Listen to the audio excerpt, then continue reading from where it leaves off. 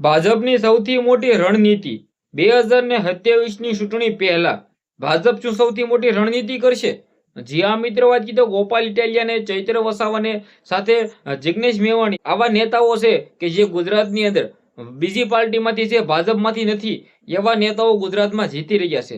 તો શું આવા નેતાઓને હરાવવા માટે ભાજપ સૌથી મોટી રણનીતિ કરશે? જી હા મિત્રો, વાત કીધો શું સૌથી મોટા સમાચાર મળી રહ્યા છે પ્રોપર તમને બધા લોકોના વિડીયોની અંદર બતાવવા જઈ રહ્યો છું. નમસ્કાર મિત્રો, એક નવા વિડીયોમાં તમારું સ્વાગત છે. સૌપ્રથમ ચેનલમાં પહેલી વાર આવ્યા હોય તો વિડીયો શેર કરી દેજો, સબસ્ક્રાઇબ અવશ્ય કરી દેજો, જેથી હું તમારા સમક્ષ આવા નવા વિડીયો લાવતો રહું. તમે બધા લોકો રેગ્યુલર વિડીયો જોશો પરંતુ સબસ્ક્રાઇબ નથી કરતા. આ વખતે હું આશા રાખીશ કે બધા લોકો સબસ્ક્રાઇબ કરી નાખશો. તમે બધા લોકો જાણતા હશો કે 2027ની ચૂંટણી બસ ગણતરીના દિવસોની અંદર છે, પરંતુ આ દિવસોની અંદર તો છે જે રીતે મિત્રો વાત કીધું જેમ જેમ ચૂંટણી નજીક આવતી જઈ રહી છે એમ એમ રાજકારણની અંદર સૌથી મોટો ગરમાવો આવતો જઈ રહ્યો છે. એટલે કે ભાજપ ગુજરાતની અંદર છેલ્લા 28 વર્ષોથી ભાજપ પોતાની સરકાર બનાવી રહી છે અને આ સરકારની અંદર ઘણા બધા એવા નેતાઓ આવ્યા છે કે જેમની અંદર ભાજપ હાર્યું છે, તેમની સામે હાર્યું છે. જેમાંથી ગોપાલ ઇટાલિયા હોય, ચૈત્ર વસાવા હોય કે પછી મિત્રો વાત કીધો જિગ્નેશ મેવાણી હોય, આ એવા નેતાઓ છે કે જે ગુજરાતની અંદર જ્યાં મિત્રો વાત કીધો ભાજપને પણ હેર્યું ચૂક્યા છે. ગોપાલ ઇટાલિયા વિસાવદરના એમએલએ, તમે બધા લોકો જાણતા છો એમએલએ ની ચૂંટણીની અંદર જે જીત્યા છે તેને હેરાવવા માટે વિસાવદરની અંદર ભાજપના બધા નેતા આવી ગયા હતા કે ભાઈ ગોપાલ ઇટાલિયન નથી જીતવા દેવા, ગોપાલ ઇટાલિયનનું કઈ નહીં હાલે. તેની સામે હતા કિરીટ પટેલ ભાજપમાંથી, તે પણ પાટીદાર હતા, પરંતુ ગોપાલ ઇટાલિયને એક અનોખું જે આ મિત્રો વાત કીધો વગર પૈસે ચૂંટણી લડી અને ત્યારબાદ લોકોનો જનતાનો પ્રેમ દેખાયો. જુનાગઢના વિસાવદરની અંદર જે આ મિત્રો વાત કીધો આમ આદમી પાર્ટી છે એ ટિકિટ આપે છે ચૈત્ર વસાવાને કે ભાઈ તમે લડો, અને સામે આવે છે કિરીટ પટેલ, એ પણ ભાજપના સારા એવા નેતા છે અને ઘણું બધું સારું એવું નામ હતું. પરંતુ થાય છે એવું ભાઈઓ, જે રીતે ગોપાલ ઇટાલિયાની ચૂંટણી હતી, ચૂંટણી દરમિયાન પ્રસાર કરતા હતા વગર પૈસે ગોપાલ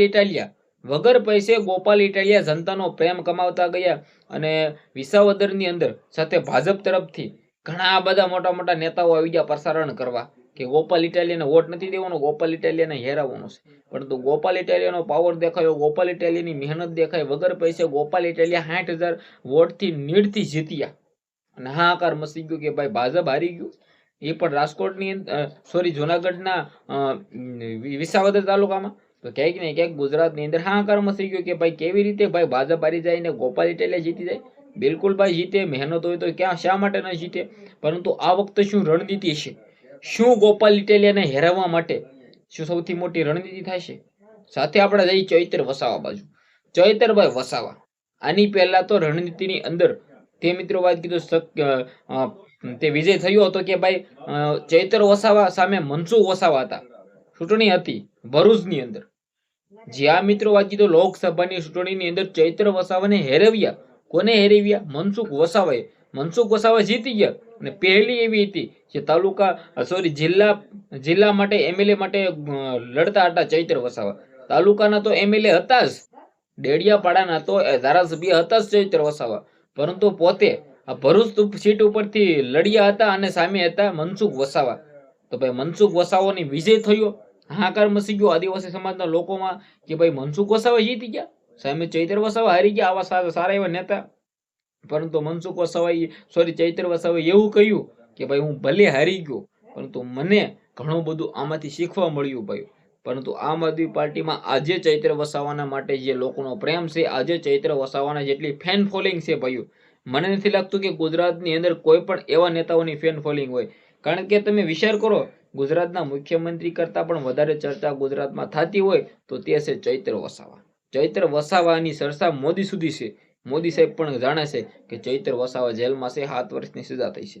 પરંતુ મુદ્દાની વાત એ છે કે જે રીતે મિત્રો વાત કીધું ચૈત્રભાઈ વસાવા પણ જેલમાંથી બહાર તો આવશે, પરંતુ આવશે ત્યારે શું ભાજપની સામે ચૈત્ર વસાવા જીતશે અને ત્યારબાદ ભાજપ અત્યારે હાલ રણનીતિ ચાલુ કરી દેશે કે ભાઈ 2027ની ચૂંટણી પહેલા ગુજરાતની અંદર ભાજપમાં જ્યાં જ્યાં હાર મળે છે ને ત્યાં એક સારા એવા નેતાને ટિકિટ દેવામાં આવે, મોટા એવા નેતાને ટિકિટ દેવામાં આવે કે જેનાથી તેનો ક્યાંક ને ક્યાંક જીતવામાં મુશ્કેલી પડે.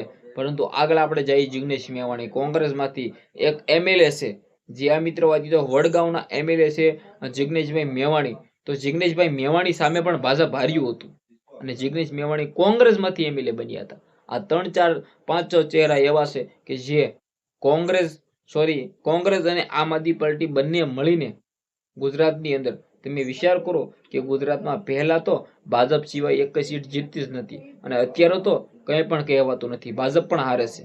ગુજરાતમાં કોઈ દિવસ ભાજપ હારતું નહોતું, એની બદલે હવે તો ભાજપ પણ હારવા મળ્યું. પરંતુ મુદ્દાની વાત એ છે કે ચૈત્ર વસાવા, ગોપાલ ઇટાલિયા, જિગ્નેશ મેવાણી આવા નેતાઓને હરાવવા માટે ભાજપ સૌથી મોટી રણનીતિ કરશે કે તેની સામે મોટા દિગ્ગજ નેતાઓને લડાવવામાં આવે કે જેનાથી કોઈ પણ પ્રકારે ચૈત્ર વસાવા, ગોપાલ ઇટાલિયા, રાજુ કરપડા છે, જિગ્નેશ મેવાણી આ નેતાઓ છે ને, આ નેતાઓ હારે. પરંતુ શું ભાજપ આ રણનીતિનો ઉપયોગ કરશે કે ભાઈ આવા નેતાને હેરવા કેવી રીતે? તમે વિચાર કરો, ગોપાલ ઇટાલિયા વિસાવદરની અંદરથી કેવી રીતે હારી શકે? ચૈત્ર વસાવા કેવી રીતે હારે? મને નથી લાગતું કે કોઈ પણ પ્રકારે હારે, પરંતુ ભાજપે કંઈક કરવું પડશે. કારણ કે તમે વિચાર કરો કે ગુજરાતની અંદર ભાજપમાંથી મિત્રવાદીઓ સામે નેતાઓ હોય ને તે હારી જાય, બીજા નેતાઓ જીતે તો ગુજરાતની અંદર હાહાકાર મચવાનો છે. પરંતુ મુદ્દાની વાત એ છે કે 2027ની અંદર ધારાસભ્યની ચૂંટણી આવી રહી છે. એમાંથી ધારાસભ્ય પણ અનેકો બનશે, ગુજરાતના મુખ્યમંત્રી પણ એક બનશે.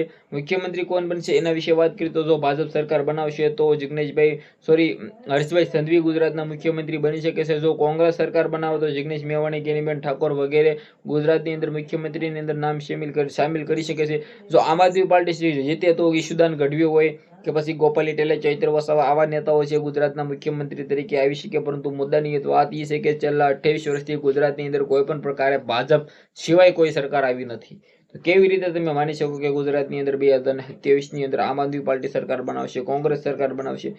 જે પણ થશે કંઈક ને કંઈક આવનારા ટાઈમની અંદર જોઈએ જેવું રહેશે. કારણ કે તમે વિચાર કરો, ગુજરાતના રાજકારણની અંદર અત્યારે સૌથી મોટો ધડાકો થયો હોય તો પણ ખોટું નથી. કારણ કે ભાજપમાં જે મિત્રવાદી હારે છે, આ નેતાઓ મિત્રવાદી સામે એવા ધુરંધર નેતાઓ ઉભા હોય છે કે જેને મિત્રવાદી હેરવું મુશ્કેલ છે. તો રણનીતિ મને લાગે છે કે ખરેખર ભાજપ આ વખતે કરશે. અને ભાઈ આવા નેતાઓને હરાવવા માટે, ગોપાલ ઇટાલિયા જેવા, ચૈત્ર વસાવા જેવા નેતાઓને હરાવવા માટે તો ભાઈ મોટા નેતાનું જરૂર પડે. અને મને નથી લાગતું કે આવા નેતાઓ સામે કોઈ પણ પ્રકારના નેતા આવી જાય તો હાર મળે. જે આ મિત્રવાદીઓ તેની મહેનત છે ભાઈ, તે પોતે મિત્રવાદીઓ રાત દિવસ મહેનત છે, નેતાઓ સારા એવા છે. ચૈત્ર વસાવા જેવા નેતાઓ હારી કેવી રીતે શકે? ગોપાલ ઇટાલિયા જેવા નેતાઓ કેવી રીતે હારી શકે? જિગ્નેશ મેવાણી જેવા નેતાઓ કેવી રીતે હારી શકે? ગેનીબેન ઠાકોર જેવા નેતાઓ કેવી રીતે હારી શકે? મને નથી લાગતું કે કોઈ પણ પ્રકારે આ નેતાઓ હારી શકે. પરંતુ ભવિષ્યની અંદર આપણે જોઈએ જેવું એ રહેશે કે શું આમાંથી એક પણ નેતાઓ ભાજપમાં વહી જશે? શું આ પણ રણનીતિ છે કે 2027 ચૂંટણી આવે એની પહેલા આવા નેતાઓને અમે અમારી પાર્ટીમાં જોઈન કરી લઈએ?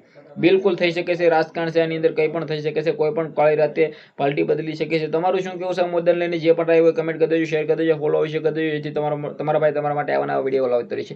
આજના વિડીયોમાં એટલે જ આપણે એક નવો વિડીયો મળશે. બધા લોકોને દિલથી ધન્યવાદ. જય હિન્દ, જય ભારત.